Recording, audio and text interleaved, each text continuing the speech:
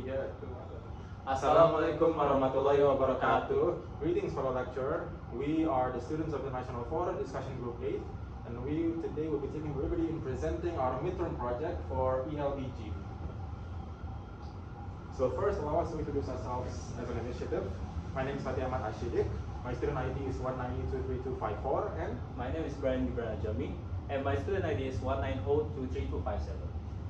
Okay, so initially, why did we choose this project? Why did we choose this issue? Well, flooding and environmental risk is a multidimensional issue that Bandung is facing and have several factors of influencing. Yes. Why we choose this case? Because in flooding in Bandung, we have riverbank settlements because it represents a complex real-world issues that involve technical, social, economic, institutional, and political dimensions. Next slide, please. So, for the root cause analysis, the main objective that we have identified, the main issue that we have identified, is primarily inappropriate land use and environmental degradation. So those caused by a variety of root causes on their own. One of them is unplanned settlement expansion, efficient infrastructure, poor watershed management, climate change, and ultimately population growth that is humane and can't be controlled. Okay. So the root cause analysis flooding and environmental risk in Bandung. We have the main spot is flooding and environmental risk in Bandung goes to the climate change, deficient infrastructure, and unplanned settlement expansions. Now these are the deeper explanation that I don't think we can explain in simple terms because the limitation is only 5 minutes. So yeah, we these are skip the 5 whys. These are the who, what, where, when, why, and for the part 2, you can see it in the document.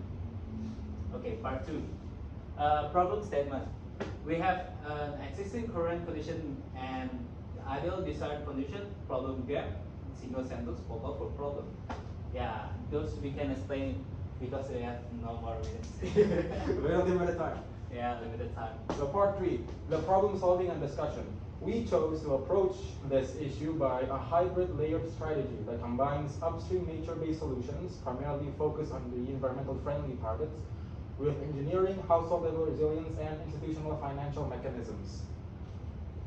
Those are primarily explained in these candidate solutions. One of them is being, reforestation, check dams, and an agreement politically with resilience program, voluntary relocation for the low grade communities, and governance blended financing to optimize this condition. You can show the full. Here are the selections. They are nature-based, they are green engineering, resilience, and voluntary relocation, including integrated governance and finance. So conclusively, we implement an integrated hybrid, stockpile for upstream restoration, in-situ resilience, target engineering, while establishing the watershed task force and joint financial vehicles, which will be covered by political agreements. So for the priority matrix, we have decided that multi-criteria priority matrix comparing 4 near-term action. Those includes pilot watershed restoration, targeted drain upgrades, and community resilience, and established types of finance. So these are the illustration that is what we think would be the most optimal decisions to really fix this issue, which a lot of us are facing but having difficulties in targeting. Next slide, please. So here are the priority matrix with pilot watershed restoration being the most. The calculation. Yeah, the calculations, you can check it in the file that we will be sending. Next slide, please. So these are the interpretation of the matrix. The recommendation that we can get from them is sequence immediate community resilience, including task force formation, which would take roughly no longer than 0 or 6 minutes timeline, while launching pilots for watershed restoration and further upgrades and parallels where fundings allowed. Next slide, please. So for the part 5, the final part is POAC analysis, the planning, organizing, actuating, and controlling part. For the planning, we have identified that within 6 minutes, we can establish integrated watershed task force, and in the 12 minutes, upgrade drainage and 3 identified urban checkpoints. 18 months, implement house level resilience. 24 months, in 2 years' time, we can somewhat relatively mobilize initial blended finance of a few billion. Yeah, it's costly, but if you want to prioritize future, future safety in terms of environment friendly, then it's worth the cost. So resource estimation, there's a lot of, municipal planning staff, hydrological expert, community facilitators, seed funding for pilots, small technical contractors, and social protection budgets. Next slide, please. Here's the organizing part, which is very relatively synonymous to the planning, as long as you can, have your roles correctly with the IWT chair and our government-approved strategy and budget draws, secretary, community team, capacity for buildings and finance. The next slide, please. And actuating section, we implement, motivate, communicate, stakeholder engagements. Initially, we announce pilots, public town hall, physics of projects, citizen feedback channels, community micro actions, all of these which can be relatively initialized within a 3-minute time frame. Next slide, please.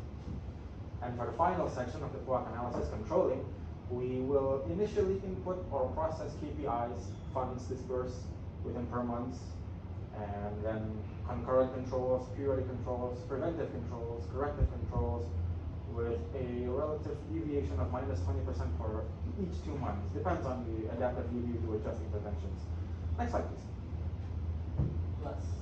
So implementatively, we can speculate, and this is just a speculation if we really optimize this